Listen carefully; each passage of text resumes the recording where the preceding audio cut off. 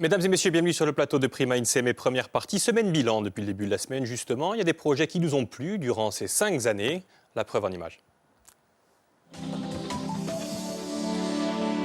Mesdames et messieurs, bonjour, ravi de vous retrouver. Si vous faites preuve d'initiative et d'initiative innovante, cette émission est faite pour vous. Le projet de Frédéric était vraiment innovant, donc vous l'avez incubé. Exactement.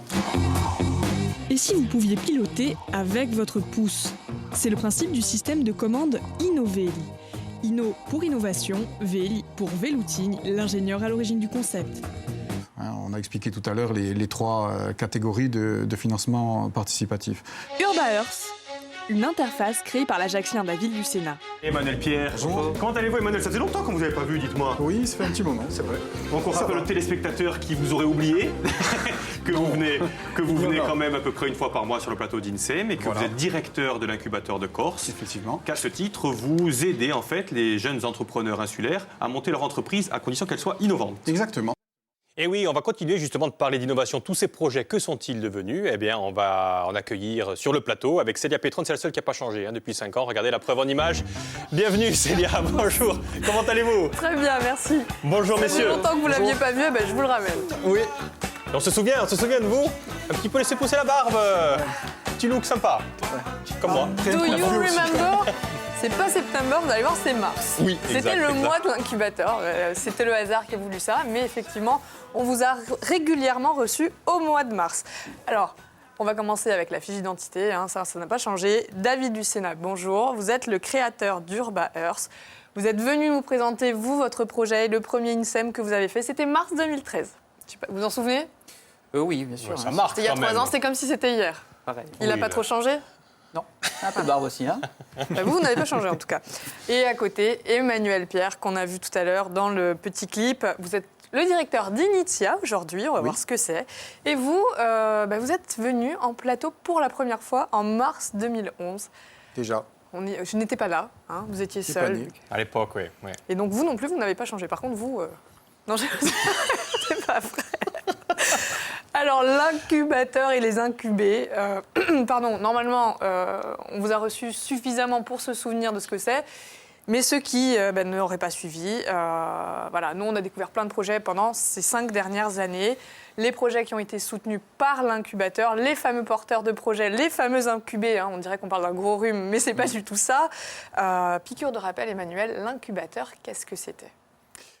Qu'est-ce que c'était? On va le coder en images. Puis comme ça, vous nous donniez la définition à l'époque déjà. On ne va pas vous redemander. D'accord. Allez, regardez-vous. Dites-moi, Emmanuel, qu'est-ce que c'est qu'un incubateur de Corse? Un incubateur, déjà, c'est un dispositif d'accompagnement de porteurs de projets innovants. Oui. Donc, il en existe une 30aine en France. Et l'incubateur de Corse, comme les autres structures de ce type, a pour but d'accompagner les créateurs dans une phase très délicate, c'est celle de l'éclosion de l'idée et de les amener vers l'accession au marché, donc à travers des prestations et un financement adapté. On va voir justement concrètement ce que vous faites pour nos porteurs de projets innovants, mais ça existe depuis quand ça en Corse? Au niveau national? Alors en Corse, ça existe depuis 2006. Oui. Au niveau national, les incubateurs ont été créés avec la loi de 1999 sur l'innovation, la loi dite Allègre. L'idée, c'était de favoriser la création de valeur à partir de la recherche publique. Donc il y a un lien entre incubateur et recherche publique. Alors, nous, on vous a suivi depuis les 5 dernières années, mais ça existe depuis 2006. L'innovation, c'était la raison d'être de l'incubateur, ça l'est toujours? Ça l'est plus que jamais, effectivement, puisque c'est un vecteur de croissance pour un territoire, et donc nous sommes l'outil de ce territoire pour développer l'innovation et ses activités économiques et sa richesse. Et vous œuvrez d'ailleurs, on voit, il y a beaucoup, la preuve en chiffres, j'ai envie de dire, non Célia? Oui, si vous... non, c'est pas grave. Non, mais moi, ce que j'avais... Ouais. Allez, montrons les chiffres. Vas-y. Non, mais l'incubateur, c'est 40 projets qui ont été accompagnés, 30 entreprises qui ont été créées. 40 projets accompagnés. 94 emplois directs, 200 indirects, 10,5 millions d'euros de fonds levés. Ça, c'est pour vous donner une idée de ce que c'était. Mais moi, ce que j'ai envie d'aborder, c'est ce que vous qualifiez, vous, de projet innovant. Qu'est-ce que ça veut dire? Est-ce que c'est des pointures de technologie, des gens qui sont déjà hyper calés, ou alors c'est un peu l'inventeur, si j'osais, je dirais du dimanche, qui hésite entre le concours Lépine et vous? Ça veut dire quoi un projet innovant? Bon, on va dire qu'on est entre les deux. Un projet innovant, c'est un projet qui vise à rencontrer déjà un marché, c'est très important. L'inventeur dans son garage ne nous intéresse pas quelque part s'il n'a pas derrière comme ambition de créer son entreprise, des emplois et d'abord son propre emploi. Projet innovant, on n'est pas que dans le technologique, effectivement. On a une vision un peu large de l'innovation qui correspond aussi au tissu économique de la Corse. Et ça nous permet d'aider non seulement des projets basés sur des brevets d'invention, mais également des innovations d'usage qui trouvent toute leur place sur le marché, qui ont aussi un très fort potentiel. C'est le cas notamment de David. C'est vrai. Alors sur les 40 projets qui ont été accompagnés, il y en a davantage qui ont poussé, davantage de porteurs de projets qui ont poussé la porte de l'incubateur. Tous n'ont pas été sélectionnés. Comment? Pourquoi? Oui, en fait, les 40 projets, c'est ceux qui ont bénéficié d'un accompagnement lourd de la part de l'incubateur. Par contre, on accueille beaucoup plus de projets en amont et souvent on les oriente. Ils bénéficient aussi d'un accompagnement qui est plus léger et ils sont réorientés soit parce que tout simplement il n'y a pas de vision entrepreneuriale, soit parce que l'incubateur ne répond pas aux besoins et on les oriente à ce moment-là vers des outils financiers. Alors l'idée, c'est vraiment d'aider du moment où on a l'idée, idée qui doit être un minimum conceptualisée, avec la protection intellectuelle, jusqu'à l'accompagnement pendant et la concrétisation, le montage de l'entreprise. Exactement. En fait, on les accompagne avant l'entrée en incubation. Les expertises, on évalue le potentiel du marché. Ensuite, pendant l'incubation, on va structurer le projet et faire en sorte que le projet devienne entreprise, start-up.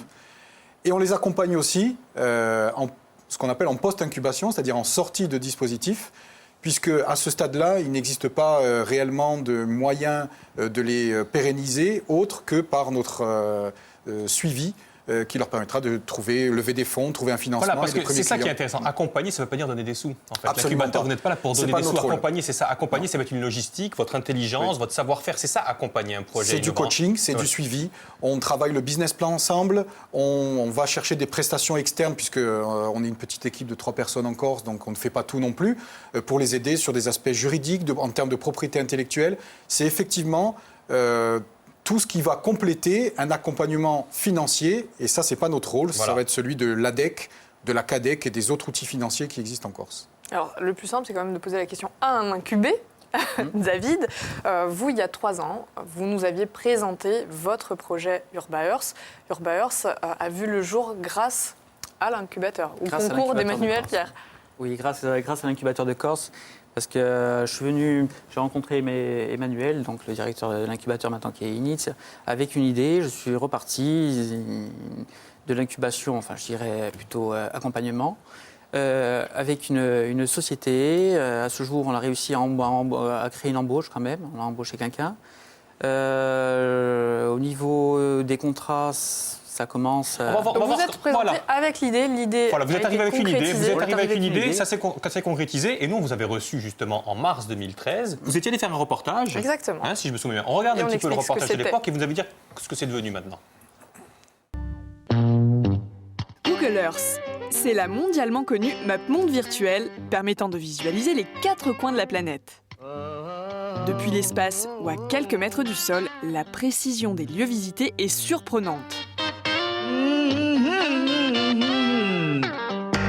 Images satellites, plans, cartes, images en relief ou représentation 3D, tout est matérialisé et permet de se balader numériquement dans n'importe quel endroit choisi.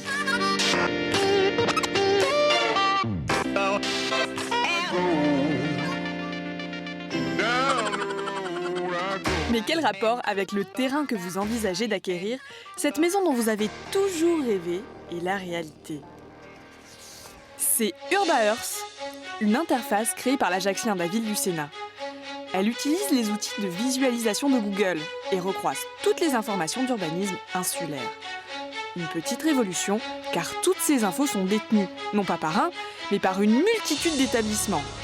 La mairie, mais également l'Adréal, DDCM, d'Irène, DRAC, autant de sigles qu'il y a d'infos relatives aux spécificités d'urbanisme.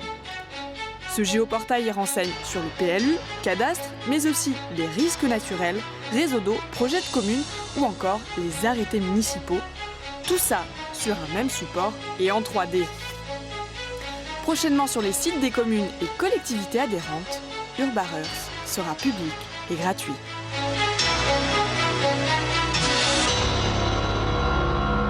Ça, c'était UrbaEarth il y a 3 ans, le fameux projet de mutualisation de toutes les données d'urbanisme pour simplifier leur interprétation. Mais cette présentation, finalement, aujourd'hui, est obsolète. Oui, tout à fait. Et oui, ça a évolué. Ça a évolué. 3 ans. Donc le moteur 3D, on ne travaille plus sur le moteur 3D parce que Google Earth, l'API est devenue obsolète, l'API. Donc on a rebondi sur une interface beaucoup plus fluide et ludique et qui est fonctionnelle sur iPad, sur téléphone, donc c'est du 2D. Et on a plus de facilité à développer des modules selon les besoins des collectivités. Alors Justement, justement, c'est pas parce que c'est plus en 3D que c'est même plus simple. Hein, ah non, c'est même beaucoup plus simple. on a une démonstration, justement, on va regarder. Ça s'adresse à qui, donc, concrètement? C'est une application, un programme, c'est quelque chose que vous vendez à des collectivités, c'est ça, hein? Ah oui, tout à fait. Communes et intercommunalité. Donc c'est une application web, on télécharge, il n'y a rien à télécharger, on se connecte juste avec un login. Donc tablette, smartphone, hein? Tablette, smartphone, ordinateur, grâce à une connexion Internet. Allez-y, continuez, expliquez-nous. Donc sur le côté gauche, nous avons des thématiques, donc cadastre, documents d'urbanisme tels que les PLU, les risques inondables. Le principe est toujours le même, hein. Un clic, une information, donc une description.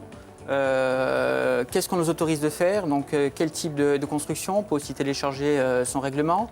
Dans la fiche du cadastre, on va aussi calculer l'impact de chaque contrainte sur la parcelle. On peut aussi automatiser, nous avons automatisé les CU, les certificats d'urbanisme, les relevés de propriété pour les collectivités, pour les notaires. Donc c'est pour les collectivités, Oui, c'est effectivement pour les collectivités. Voilà, c'est pas grand public en fait. C'est quelque chose que vous vendez. Allez, oui, alors aussi, il y a beaucoup de professionnels qui nous ont demandé aussi de pouvoir acquérir cette solution pour avoir la possibilité de visualiser et de localiser tous les documents publics. Donc on a créé aussi une application, donc sans les relevés de propriété, parce qu'on n'a pas le droit de les diffuser. Donc ils peuvent se connecter, localiser et regarder si la parcelle est constructible et quel type de construction la collectivité autorise. Vous l'avez dit, David, le projet a grandi depuis 3 ans. Un nouvel acteur qui s'est greffé puisque vous avez embauché un ingénieur. Oui. Et vous voulez en embaucher d'autres, hein? Vous cherchez maintenant même des étudiants pour vous aider, accompagner à vendre ce projet, parce que ce projet, il est pour la Corse, mais vous voulez carrément le vendre maintenant en Europe, en France continentale, en Europe, c'est ça? Oui, tout à fait. L'urbanisme, la réglementation, on l'a bien étudié en France, qui est exactement la même, en Italie, en Espagne, en Allemagne. Donc à ce jour, on recherche des partenaires et pourquoi pas des étudiants à la fac. Mais sauf que vous avez des concurrents. Ça, c'est le moment de lancer. Oui, complètement, effectivement. Les étudiants. Mais vous avez des concurrents là-dessus. Qu'est-ce qui fait la différence entre vous et d'autres? Il y a d'autres applications qui font ça, j'ai l'impression. Oui, il y a d'autres applications, mais ils ne seront pas aussi fluides que le nôtre. Et en termes de mise à jour, on est très réactif.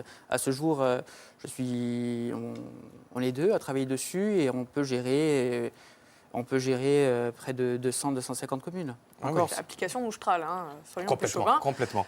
Emmanuel, quand David a poussé la porte de l'incubateur, c'était pourquoi? Au départ, en fait, c'était pour bénéficier de nos services et de conseils en propriété intellectuelle. Il voulait initialement savoir si la solution qu'il avait développée pouvait être protégée.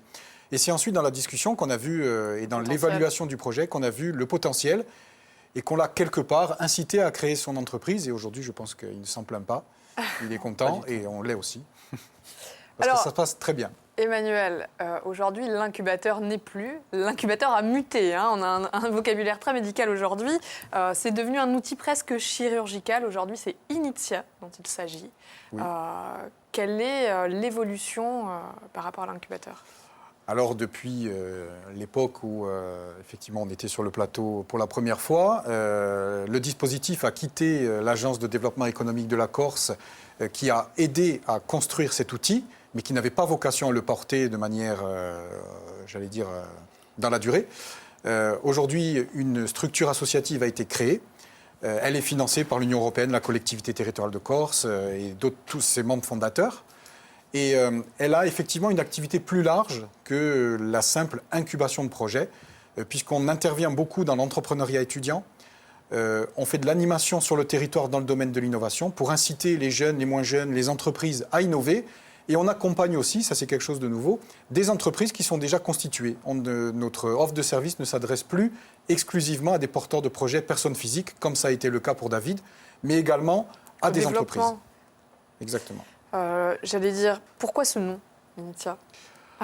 Initia, c'est un nom, déjà, le verbe est à l'infinitif, ça signifie que... il revêt en fait toutes les activités de la structure. C'est-à-dire initier, débuter. Il renvoie au terme anglophone de start, start-up. Et puis il y a aussi une partie, un volet initiation, formation qu'on voulait mettre en avant à travers ce terme. Donc le socle innovation est toujours là, le socle accompagnement aussi, mais on se diversifie. Vous êtes étoffé, si je puis dire. Exactement. Même l'équipe s'est agrandie, hein, j'ai l'impression, ou pas, non? Alors l'équipe va s'agrandir. C'est en cours. Parce que ces transferts de missions, on aide aussi les PME à se développer à l'international à travers l'Union européenne. Forcément, en termes de ressources humaines et de locaux, on a besoin de beaucoup plus de Mais vous moyens. l'avez compris, le principe de l'émission aujourd'hui, c'est se tourner bien sûr un petit peu vers l'avenir, mais revenir un petit peu vers le passé pour voir ce que c'est devenu. Et effectivement, on a vu quelques-uns de projets, vous nous avez amené quelques-uns sur le plateau. Vous avez fait quelques sujets, d'ailleurs Célia. La preuve avec celui-ci, on va voir un petit peu ce qu'il est devenu. Souvenez-vous.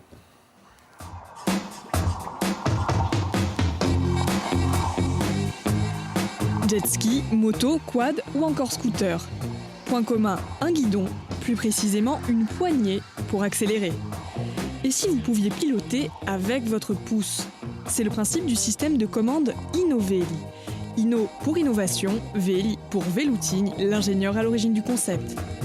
Ce système comprend une poignée plate et une gâchette contrôlée par le pouce. L'objectif, améliorer la prise en main, le pilotage et le freinage. Une petite révolution, alors il faut casser les habitudes de conduite et réussir à s'habituer. Mettez votre main de l'autre côté, fermez-la, fermez votre poignet, non, lâchez les freins, fermez votre main ici. Le concept enthousiasme, mais c'est difficile de persuader tous les utilisateurs. Pourtant, Frédéric Veloutine a des arguments pour convaincre. 15 ans dans les sports mécaniques, 2 titres de champion du monde des rallyes chez Peugeot Sport, puis Mitsubishi Motorsport, et des années de F1 chez Jaguar, devenu Red Bull Racing. C'est vraiment comme ça où il faut vraiment que vous ayez le même niveau de blocage à droite et à gauche. Voilà. Je viens de ce milieu-là. Et effectivement, dans ce milieu-là, l'innovation est un peu l'ADN de base, c'est-à-dire qu'il faut en permanence chercher de nouvelles idées pour essayer d'être plus compétitif, d'être plus rapide, d'être plus performant. Grâce au système, le pilote conserve une parfaite symétrie du corps. Les poignets et les bras sont en alignement, il ne souffre pas des chocs. Désormais, le freinage et l'accélération prennent une autre dimension. Et oui, Frédéric Veloutine, ça c'est un projet, Luc, qui vous avait marqué, la fameuse poignée. Aujourd'hui, ce projet, Emmanuel, il en est où? Alors la société a été créée, ça y est, il génère du chiffre d'affaires. Pour se développer, alors pour l'instant, il n'a pas de circuit de distribution, pour l'instant, mais il revient du Canada. Fraîchement, hier. Où sa poignée a pu être essayée par les équipes d'ingénieurs de BRP, donc Bombardier, le géant des transports canadiens qui produit des quads, des motoneiges. Et apparemment, les discussions sont encourageantes pour l'avenir. À côté de ça, il a essayé aussi, effectivement, on croise les doigts, à côté de ça, il a effectivement déjà mis à disposition sa poignée sur des courses, Paris-Dakar, Rallye des Gazelles, et il en a gagné certaines, donc faisant la preuve de l'efficacité de son dispositif. Alors déjà à l'époque, il avait des difficultés à convaincre. Ouais, c'est super long, c'est ça qu'on voit. Ça fait maintenant 5 ans que vous venez, effectivement. Vous, ça a mis combien de temps parce qu'on voit que c'est en perpétuelle évolution. Quand on part sur un projet avec l'incubateur, on part pour 10 ans, j'ai l'impression, ou pas? Alors, 10 ans, non, c'est long, mais c'est le principe de l'accompagnement, effectivement, à sa justification dans le fait qu'on est dans une innovation, on doit créer son propre marché. David, oui, combien de temps ça, le temps qu'elle vienne l'idée et que ça naisse comme ça? Il faut compter au moins 5 ans. Ah oui, quand même. Ouais. Voilà, on peut être accompagné combien de temps par le dispositif? L'incubateur en lui-même, l'incubation en elle-même, c'est 18 mois à 24 mois. Voilà. Et quelquefois, malheureusement, ça n'est pas suffisant. C'est peut-être plus facile dans certains secteurs, notamment le numérique. Cette période suffit. Par contre, sur des activités plus industrielles, c'est beaucoup plus long. Plus long. Alors, il y a la success story de l'incubateur, c'est eMusic School. Je suis sur le site là d'ailleurs. Vous êtes sur le site. J'y suis sur le site. Alors, là. rappelez-nous ce que c'est, Emmanuel, eMusic School. iMusic School, c'est la première école de musique en ligne. C'est un projet qui est né de la rencontre d'un informaticien avec des musiciens. Lui-même d'ailleurs est aussi musicien. Et aujourd'hui, c'est une plateforme sur le web qui connaît un succès très important. L'idée, on apprend à jouer avec Kezia Jones. Exactement. Voilà, le principe, c'est qu'on apprend. C'est l'incubateur de Corse qui a permis de lancer ça. Effectivement, on l'oublie. Hein, donc une dizaine de personnes sur Bastia aujourd'hui, plus d'1 million d'euros de chiffre d'affaires. Donc c'est une belle réussite. Il y en a d'autres de dispositifs qui ont été accompagnés, qui ont aussi connu un beau succès. C'est le distributeur médicaments. On a par exemple, cet automate. Donc, la fameuse pharmacie, c'était le ça, robot je me CNL. souviens, c'était vieux ça effectivement, où on n'avait plus le- besoin de personne et il y avait un robot qui amenait tous les médicaments. C'en est où ça? Tiens, c'était à Bastia que ça avait été lancé. je Exactement, c'est toujours à Bastia. Aujourd'hui, la société a connu une évolution quand même significative puisqu'elle a été en partie rachetée par Pharmagest, qui est un gros groupe de pharmacie. Et ces automates se trouvent aujourd'hui dans de nombreuses officines de pharmacie en Corse, en France continentale et dans l'Europe aussi. Alors ça, c'était les projets incubateurs, Oui. ancienne génération. Il y a la relève, les nouveaux projets d'Initia, le projet Elsie en particulier. Le projet Elsie, là on est dans les objets connectés, qui est vraiment la tendance ces dernières années. C'est un système de tracker métabolique, c'est-à-dire qu'en fait, cet objet connecté permet de mesurer la perte de poids ou le gain de poids et de savoir si c'est lié à la masse graisseuse, la masse musculaire. Et c'est totalement tendance, puisqu'on est aussi dans le domaine de la e-santé. C'est pour les personnes qui font des régimes ou qui font des activités sportives. Vous savez quoi, voilà, on a des images. Ouais. On écoute un peu le clip d'ailleurs parce que c'est pas mal. Tiens, on écoute un petit peu.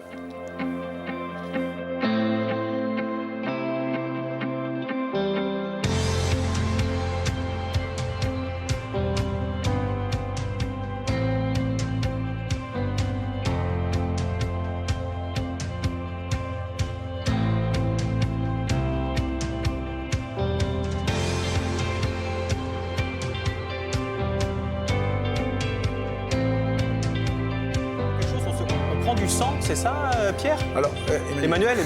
Voilà, on voit ça. Alors effectivement, en fait, on prélève, on l'a vu à l'image, on prélève une petite goutte de sang, c'est à peine intrusif, puisque c'est comme pour les diabétiques. Voilà. Et l'analyse à travers des biomarqueurs permet de mesurer la perte ou le gain de masse graisseuse ou de masse musculaire. C'est le seul dispositif qui le fait aujourd'hui, puisque ce qui existe est très théorique. On mange ou on fait du sport. On gagne autant de calories, mais chaque métabolisme est propre à l'individu. Et donc, c'est un dispositif qui est vraiment adapté et qui permet de le mesurer en temps réel. 2 Ajacciens à l'origine du projet. Tout à fait, 2 Ajacciens à l'origine du projet. Et on espère un développement en partie en Corse, mais en partie aussi à Paris, puisqu'ils sont co-incubés avec l'incubateur du sport qui est en banlieue parisienne. Et ce projet-là a été récompensé. Ce projet-là a n'importe été quoi. récompensé et surtout retenu pour faire partie des 20 startups présentes sous le pavillon French Tech à Las Vegas, au plus grand salon de l'électronique mondiale, C'est qui incroyable. vient de se ça. tenir en janvier. Il faut être Autre projet. Tiens, mais d'ailleurs, il faut être corse pour bénéficier de l'incubateur de Corse. En Corse. Il faut créer en Corse. Il faut créer en Corse. Voilà, c'est important pour nous. La société et l'activité doivent être créées en Corse. On est un outil de développement Et du rester- territoire. et rester Ça, en Corse. le but du jeu d'ailleurs. Exactement. David, vous allez rester en Corse, Oui, même si vous bien sûr. grandissez, si vous devenez... Ah non, on reste ici. Estampillé Made in Corse. Il y a un objectif de résultat d'ailleurs, parce que là, on parle des projets qui ont réussi. On a vu Music School, super succès. Ça, je pense que ça va être un succès. Sur ces 40 projets, il y en a qui n'ont pas... Ça arrive. Qui n'ont pas marché. Ça arrive bien évidemment. Aujourd'hui, on est sur un taux de transformation, c'est-à-dire un projet devient une entreprise et est viable sur 5 ans, de l'ordre de 75 à 80%. C'est un taux très important, sachant qu'une entreprise innovante qui ne bénéficie pas d'accompagnement, il y en a 1 sur 4 qui y parvient. sans Il y a accompagnement. un tweet, on va le lire, on va le relire, on va demander à Nadine, notre équipe, de le remettre. C'était parce qu'il était intéressant. J'ai une super idée, puis-je faire confiance à un incubateur pour la protéger? Est-ce que je peux venir vous parler en toute confiance, Emmanuel, si j'ai une bonne idée? Comme David. Oui, moi j'ai envie de dire à l'incubateur, oui, bien évidemment, c'est dans nos pratiques. On est bien évidemment soumis à la confidentialité la plus totale. Par contre, vous avez raison d'être parano et il ne faut pas en parler non plus trop autour de vous. Par contre, ce qu'on peut bien préciser, c'est que vous n'êtes pas actionnaire des sociétés que vous aidez à développer. Non, contrairement à des structures privées de type accélérateur, nous ne prenons aucune part au capital des sociétés. On est vraiment un outil de service public. On a bien compris. Et il ne faut pas être timide. David, vous ne regrettez absolument pas d'avoir franchi la porte de l'incubateur à l'époque. Donc votre vie aurait été différente, même. C'est pour Tout le à fait, coup. oui. Oui. Oui, tout à fait. Non, je regrette rien du tout. Et l'avenir, Est-ce qu'il y a plein d'autres projets? Voilà, Emmanuel? l'avenir de. Ou chut, tu peux rien dire. On a beaucoup d'autres projets, que ce soit dans le numérique, qui n'est qu'une partie de l'innovation, mais dans d'autres secteurs aussi. Je pense aux énergies renouvelables, à la valorisation des ressources naturelles. Beaucoup de gens veulent entreprendre aujourd'hui et nous sommes là pour les soutenir. Parce que contrairement à ce qu'on peut imaginer, la Corse est quand même une terre d'innovation. Hein. On a un patrimoine effectivement plutôt rustique, mais c'est pas antinomique. On peut vraiment être des acteurs de l'innovation. La Corse, effectivement, est une terre d'entrepreneurs et l'innovation n'échappe pas à la règle, malgré le fait qu'on mesure souvent la dynamique en termes d'innovation d'un territoire au regard de la taille de son université. La Corse démontre au contraire que malgré une petite université, on innove beaucoup. Et si on veut rentrer en contact avec vous, hein, David, comment on fait pour entrer en contact si on a envie justement de faire partie de votre projet? Sur mon site, sur le site internet urba-du6earth.com et vous laissez contact et il y a mon adresse mail qui apparaîtra. Ok, longue vie à vous. Longue vie à vous. Hein, ça marche bien, j'ai l'impression. On se retrouve quand on a une barbe longue comme ça et des cheveux tout gris. Rendez-vous dans quelques années, bien sûr. Et puis nous, on se retrouve demain. Oui, Célia. exactement. Demain, on va parler Xilela. Alors, un tout autre sujet. On va faire un point 6 mois après. Où en sommes-nous? La Corse n'est pas un paysage lunaire. Tout va bien, mais il faut faire attention quand même. D'accord, alors on voit ça demain. Et nous, on se retrouve dans quelques petites minutes avec Christina. On va parler langue corse avec un nouveau dispositif du côté de Bastia. Honnêtement, ça vaut le coup d'œil et même le coup d'oreille. Allez, à tout de suite.